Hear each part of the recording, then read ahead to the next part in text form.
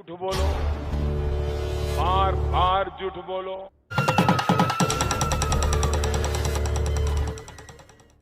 तो दोस्तों, अंध भक्ति एक बवासीर जैसी बीमारी है जो पहले नहीं पता चलती, लेकिन जब पता चलती है तो बताने में भी शर्म आती है। हाँ तो मेरे देशवासियों, कैसे हो? आज मैं बात करूंगा वो भक्तों के बारे में, इसलिए कि ये भक्तों को कितना भी बताओ, कितना भी समझाओ, पर ये सुधरते नहीं है। क्यों? कि ये तो आपको पता है, जैसे जाहिल होते हैं, अबे पढ़े लिखे तो होते नहीं है। ये जिसे बोलते हैं ना चमन चूतिया।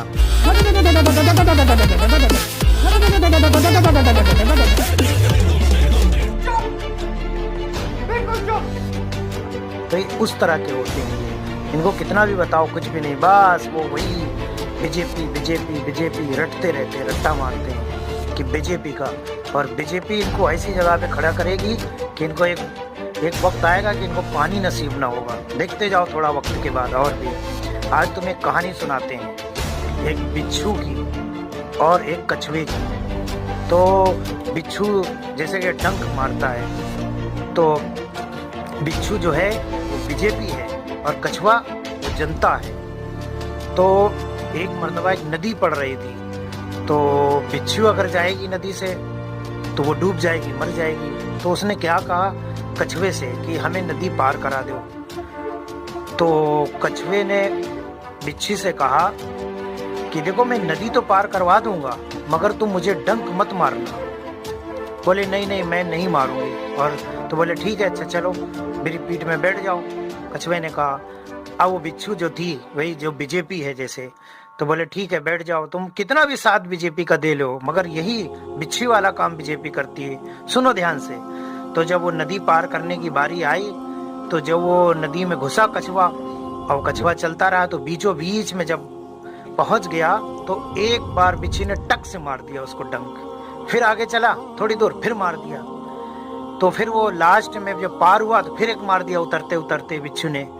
तो कछुए ने कहा मैंने तुम्हें इतना मना किया था कि मुझे डंक मत मारना, मुझे तकलीफ मत पहुंचाना, मगर तुमने किया जरूर अपनी हरकत। तो बिच्छी बोलती है कि मैंने तुम्हें डंक नहीं मारा, मेरी फितरत है वही कि हम तुम्हें पहले कितना भी कोई हमसे कह ले, कुछ भी कर ले, मगर हमारी जो आदत है वो हम करके रहते हैं। तो यही हाल बीजेपी का है, तुम कितना भी कर लो भक्तों, मगर एक दिन बीजेपी तुम्हें दिखाएगी जरूर, वो तकलीफ पहुंचाएगी। आज भी वक्त है तुम सुधर जाओ, वरना बीजेपी के चक्कर में तुम और तुम्हारे घर वाले, तुम्हारे बीवी बच्चे सब बर्बाद हो जाए। अंध भक्तों को गधा बनाने के लिए ही आए हैं। आपने सही फरमाया है। सही पकड़े हैं। किसके लिए बनी है सरकार?